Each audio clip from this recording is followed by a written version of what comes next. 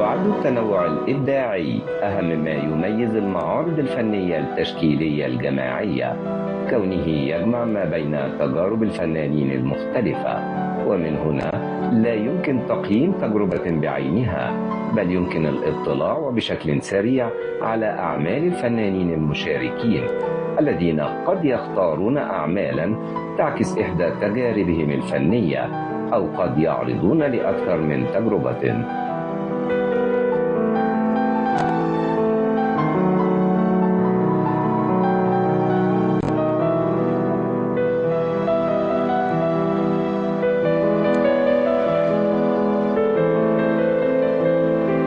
إن إقامة المعارض الفنية التشكيلية تهدف إلى إظهار التجارب الفنية سواء الشخصية أو الجماعية، وكذلك إلى نشر الثقافة الفنية من خلال تنمية الذوق الفني لدى الفنان والمتلقي والارتقاء به، أو من خلال نشر أو التعريف بثقافة مجتمع ما.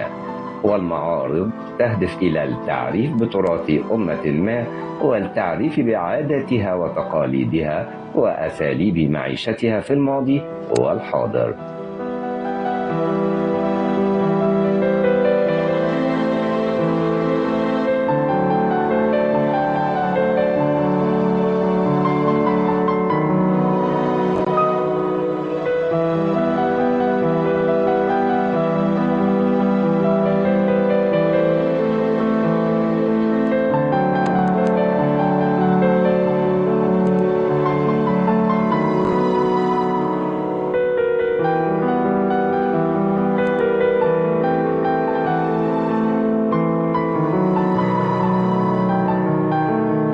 اشتمل معرضنا اليوم الجماعي تحت عنوان ماستر بيس 2024 على العديد والعديد من اللوحات والأعمال النحتية ومن المدارس الفنية التشكيلية والأساليب المختلفة، لوحات بخامات الزيت والميكس ميديا على التيوال والخشب، والأعمال النحتية بخامة الجرانيت الأحمر وخامة البوليستر والبرونز.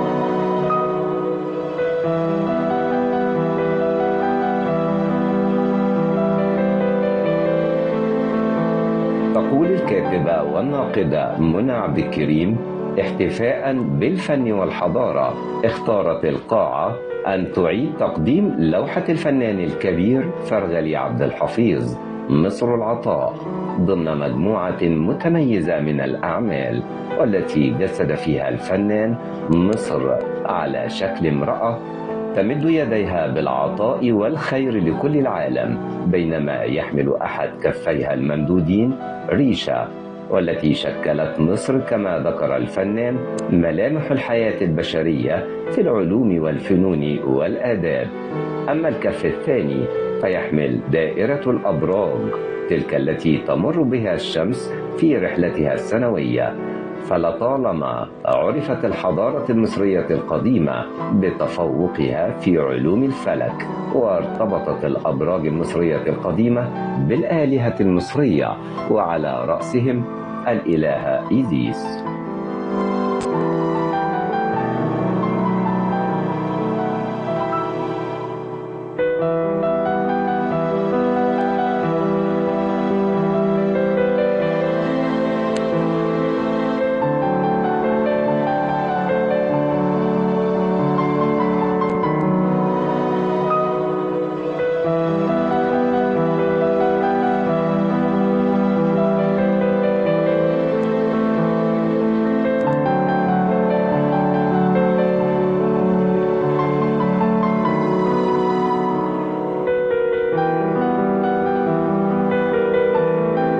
المعرض اللي احنا بنصدده هو الماستر بيس او سمر كوليكشن، وده بيضم مجموعه كبيره من المصورين من اعمار واجيال مختلفه، وفنانين شباب مصورين ونحاتين. جرت العاده ان الماستر بيس هو وجبه دسمه ومائده عظيمه في فصل الصيف، وبنستمتع كرواد ومتعاطين مع الفن التشكيلي في قاعات مختلفه في الزمالك، في تنوع، في تباين في الأساليب، وكل القاعات يمكن في نفس التوقيت أو قريبين من بعض بيعرضوا كل الفنانين المنتمين للجلز المختلفة، ففرصة للتمتع بالفن التشكيلي أو بأحد الفنون البصرية المهمة في تاريخنا المصري. بتتباين الأساليب في المعرض اللي احنا بصدده ما بين الكلاسيك والواقعي والتجريدي والسريالي والنحت والتصوير وتوليف الخامات. هو بمثابة وجبة دسمة بصريا، فبتتنوع الأساليب والأجيال المختلفة، ومع تراكم الخبرات للفنانين الكبار والشباب والتباين بنقدر ندرك ده على مستوى المعرض. في تباين في الأساليب ما بين التجريب والكلاسيك وتوليف الخامات والابستراكت. ده اللي بنقدر نلاحظه في المعرض، التصاقا بالمائدة الدسمة بصريا والعطاء، وتيمة الكونسبت اللي شغال عليه المعرض مصر العطاء. هتتباين الأعمال اللي تناولها مجموعة الفنانين، ويمكن أشهر أيكونز في المعرض ده دكتور فرغلة عبد الحفيظ مقدم صورة امرأة فاتحة أيديها في شكل معطاء،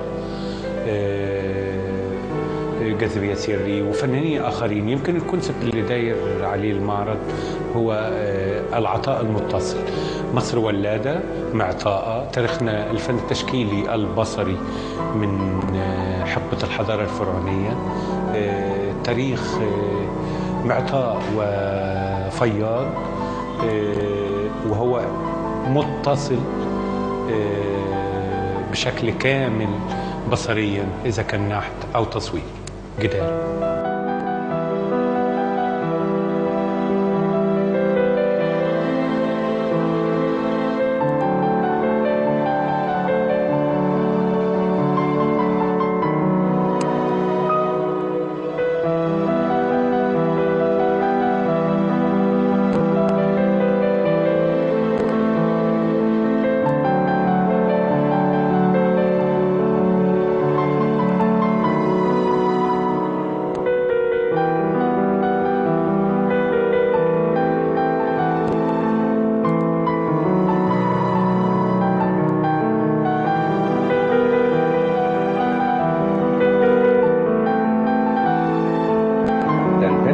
الفنان الدكتور محمد شاكر لفن الاسمبلاج.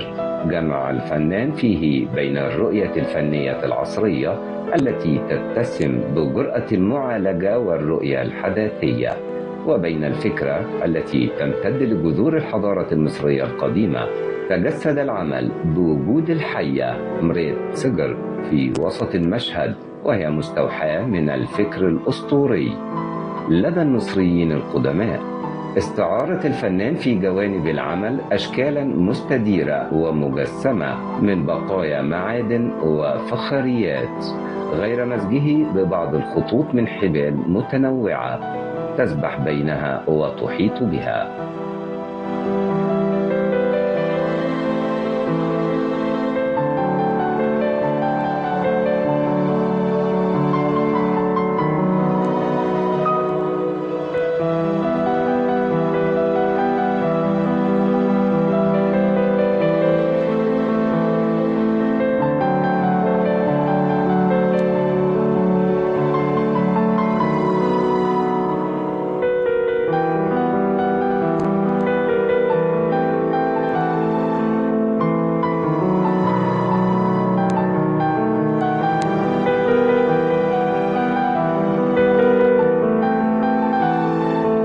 في معرض ماستر بيس 2024 احتفاء بالحضارة المصرية ورموزها، ليست الفنية فحسب ولكن كذلك الإنسانية، وهو ما نراه بوضوح في الأعمال التي تم انتقائها بعناية، والتي تضم أعمال عدد من كبار الفنانين المصريين الذين ارتبطت أعمالهم بالحضارة والثقافة المصرية، من أمثال أعمال الفنان جمال السجيني إذ كان مرتبطا بالبيئة المصرية، بالإضافة إلى أعمال القامات الفنية الأخرى من أمثال عبد الرحمن النشار، والفنانة الكبيرة جاذبية سري، والفنان الدكتور مصطفى عبد المعطي، والفنانة الكبيرة رباب نمر، والفنان الدكتور مصطفى الرزاز، والعديد من الفنانين والفنانات التشكيليين المصريين.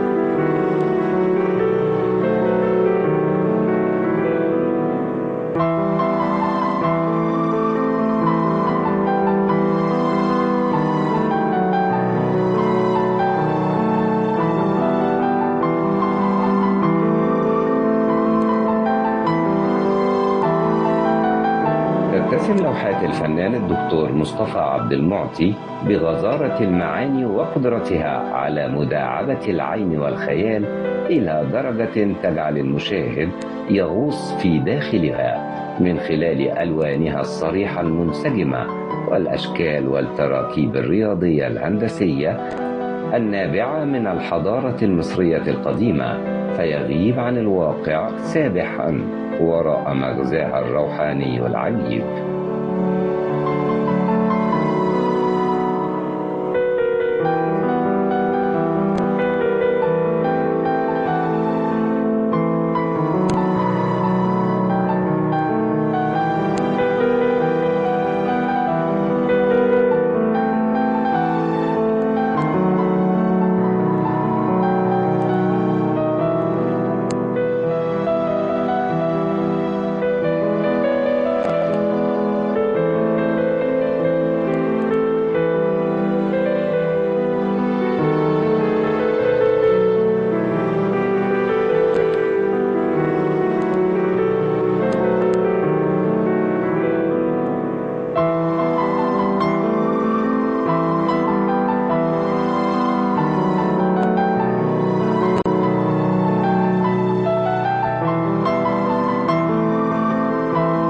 العمل اللي أنا مشارك بيه في معرض الماستر بيس أوف سمر كوليكشن تمثال من الجرانيت للدكتور العالمي السير مجدي يعقوب.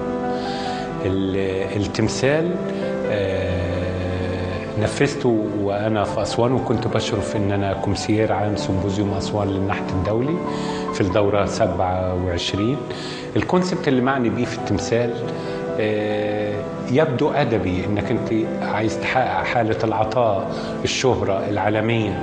فاخترت مجدي يعقوب، نحته في قمة المسلة، هو حد شهير وعالي زي النخيل. الكونسبت اللي قصدت بيه الأربع نوافذ اللي متفتحين في المسلة هو ما يعادل شهرته في جهات الأرض الأربعة. في تقاطع الأربع نوافذ في قلب معلق بخيط ضعيف، واللي معني بيه في الجزء دوت هو كونسبت تنويري. المريض واللي بيحبوه معلقين ان يحصل شفاء على ايد هذا الرجل. اسفل القلب في شمعة موقدة، والمفهوم اللي انا اعنيه ان زي ما بنوقد الشمعة للأيقونة يجب ان توقد للعلم والعلماء اللي رفعوا القلم عن البشر. ده التمثال اللي انا عامله ومشارك بيه السنة دي، بورتريه لمجدي يعقوب في قمة المثل. العمل استغرق مني حوالي 22 يوم إلى جانب مهامي اللوجستية ككومسير لسيمبوزيوم أسوان للنحت الدولي. الكومسير مهمته أن يذلل المشاكل اللوجستية في الموقع لفنانين أجانب ومصريين مع المساعدين مع الونش. وبيبتدي اليوم من الساعة 8 ل 5. من الساعة 5 ل 10 بالليل كنت بقعد على تمثال مجدي يعقوب. استغرق مني 22 يوم، بقعد عليه فترة مسائية والصباح بتابع مهامي ككومسير.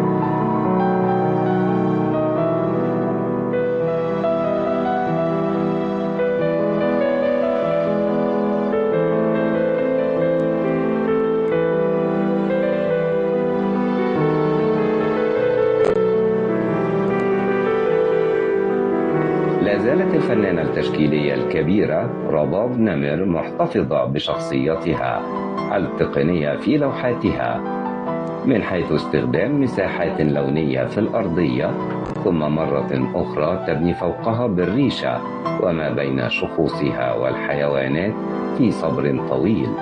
تبدأ في تجسيد هذه الكتل بانكسارات الضوء عليها، والتي تحدد هي الأخرى مساحات هندسية جديدة على سطح العناصر المختلفة.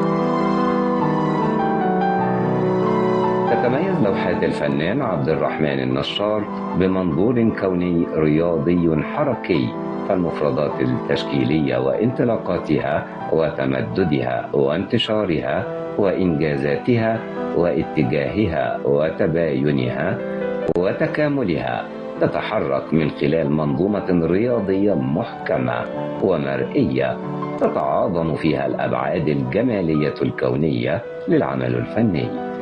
والتقنيات جزء لا يتجزأ من نشأة الفكرة بما يحملها من مقومات وتأثيرات أساسية وقدرات فائقة.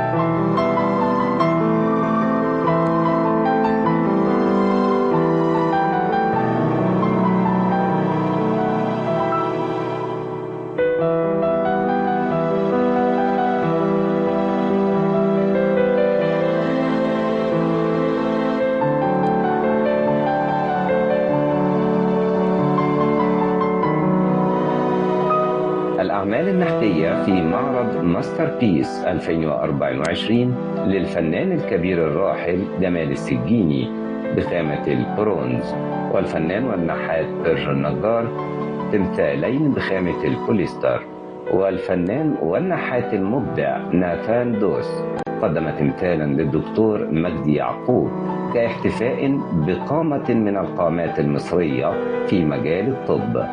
وحين فكر الفنان ناثان في عمل فني يعبر عن شموخ شخصية مجدي يعقوب وإنجازاته، فإنه عاد مرة أخرى للجذور مستلهما عمله من المسلة باعتبارها رمزا للشموخ والقوة في الحضارة المصرية القديمة، ومقدما عمله بخامة الجرانيت التي تعبر عن الصلابة والقوة.